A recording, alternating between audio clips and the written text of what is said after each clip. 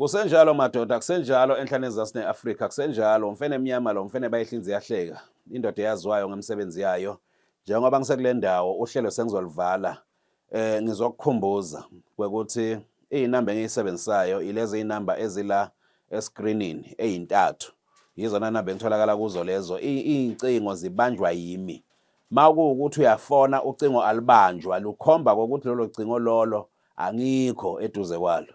Kungenzeka mhlambe ngisephasi ngisabhizi, ngenza imisebenzi noma ngisalungisela amanye amadoda noma abanye omama ezinye zezinto. Zama kokuthi ungibekezelele uma ngabe mhlambe bowungithinta ekuseni wangangithola, zama ukungithola emini, ungizama emini uzongithola. Iba njalo nje lento. Ngizokukhumbuza ukuthi indawo engisebenzela kuzo kwaMhlabe Iyalingana, bese kuzoba ilapha enzansi eSeNlusha la senza khona izinto ngokuhlukahlukana kwezinto, ngoba iy'godlo njengoba zimbili zikhonela kwekuthi kunesigodlo esimele izinto ezinzima, bese kuzoba nesigodlo esimele izinto ezilula.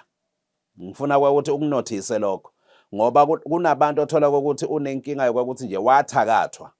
Uma kuwumuntu oza nenkinga yokuthi wathakathwa, lana kusuke kumele ukuthi nathi sithakathe ukuze into yakho ilunge.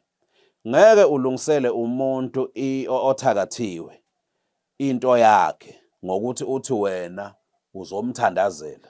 Hayi, ayenziwa leyo nto leyo.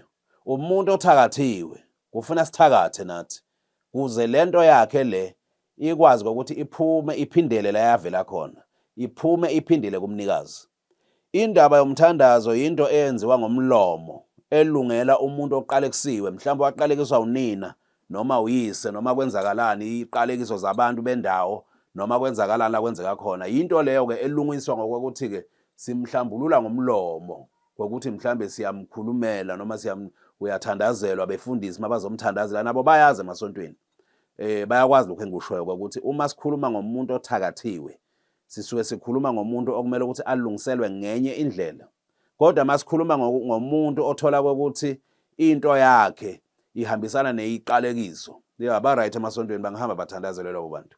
Ngisekhona-ke kule ndawo le engihlezi ngikhuluma ngayo, ngithi mina ngiyona ndawo engiyihlonipha kakhulu le esigabeni sokuthi ma uwumuntu odinga lento yokuphila, lento yamandla, lento yemali, khululeka uma ukuthi wena uthi imali uyi-understand-a ngendlela yakho ukuthi uzoba nemali.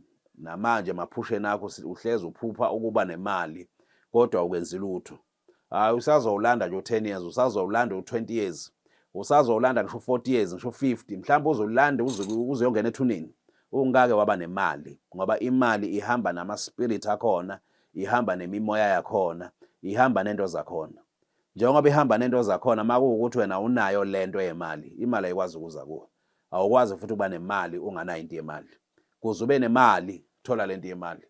Lento yemali itholakala la kule ndlu esiyibiza ngokuthi kusesigodlweni sikamfene emnyama, kusesigodlweni sebulldozer. Yila uzothola khona-ke lento esiyibiza ngokuthi yinto yemali. Uhamba uyoba umama okahle, ophila into yakhe, ephila impilo yakhe okhululekile. Uhamba uyoba ubaba ophila impilo yakhe okhululekile ngokuthi usunayo lento. Kodwa uma ngabe lento le isesemqondweni wakho kokuthi wena uthi usazoba nemali, usazohamba uyosebenza, kwenzakaleni emsebenzini. Kunabantu asebasebenze 50 years abanalutho. Kunabantu asebapentshelwe njengoba ngikhuluma nje, abanalutho, abakakhe ngisho imizi, akanayo ngisho imoto, kodwa usebenza iminyaka over 30, usebenza iminyaka over 20, akana nix. Leyo nto leyo ikhomba ukuthi umuntu obekade asebenza ngegazi. Impilo akufuneki ukuthi uyithathe ngegazi. Thola into okuzoba yiyona ezohamba ikudonsele lento esiyibiza ngemali, not ukuthi idonse ngegazi lakho, ngoba uzo-endapha ufa unganalutho, ufe ungana nix. Zama ukuthi ngifonele nazi inamba ku screen sibona ukuthi into yakho siyimisa kanjani. Kuyimfene emnyama, kuyibulldozer, umfene bayihlinze yahleka. Lezi inamba njengoba kushilo ukuthi zikhona la ukuthi zama ukuthi ungifonele, ungalokhu WhatsApp, ulokhu usenda ama-message nabo please call. Angiyisebenzi leyo nto leyo. Ngisebenza into yokuthi mina udayala inamba, uyafona, siyakhuluma efonini, uyadropha ifoni vele ihlezi ibhizi, uyadropha ngibamba omunye kanjalo kanjalo kanjalo. Anginaso isikhathi sokufunda phasi, ngihlezi ngibhizi. Zama ukuthi ungifonele sibone ukuthi into yakho siyimisa kanjani.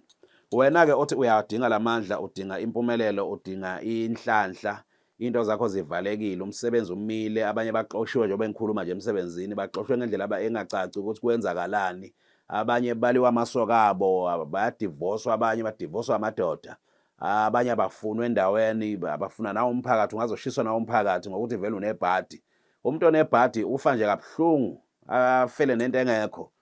Kuyenzeka futhi uma unebhadi ugcina uboshwa nokuboshwa nje, uboshelwe into engekho nje, bakufanisa nomunye umuntu, umuntu ongamazi kwayiwena, unebhadi. Yinto okumele ukuthi leyo nto leyo ilungiswe, ubuye uzohlanjululwa la, sikupheke ngalamabhodo ala ekhaya, uphume usuvuthiwe, usuyilento esidinga ukuthi ngempela ube yiyo.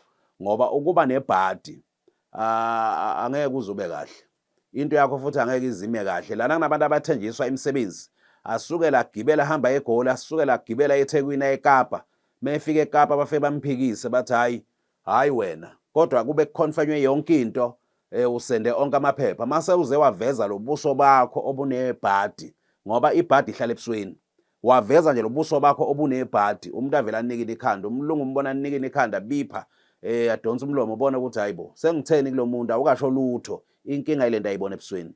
Leyo nto leyo idinga ukuthi ubuye sikuhlambulule, siyiflashe, sikuwashe, sikugeze, ube clean, ube nje ube clean, ufane nengane encane.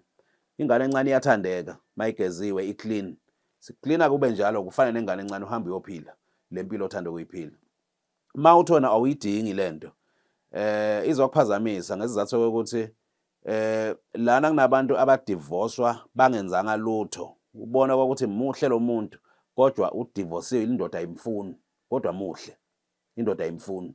Kunabantu othola ukuthi ngempela imali, ngoba lento yokuba nebhadi, uba nebhadi kubantu ibese iyadlula, izidlulele ngisho emalini.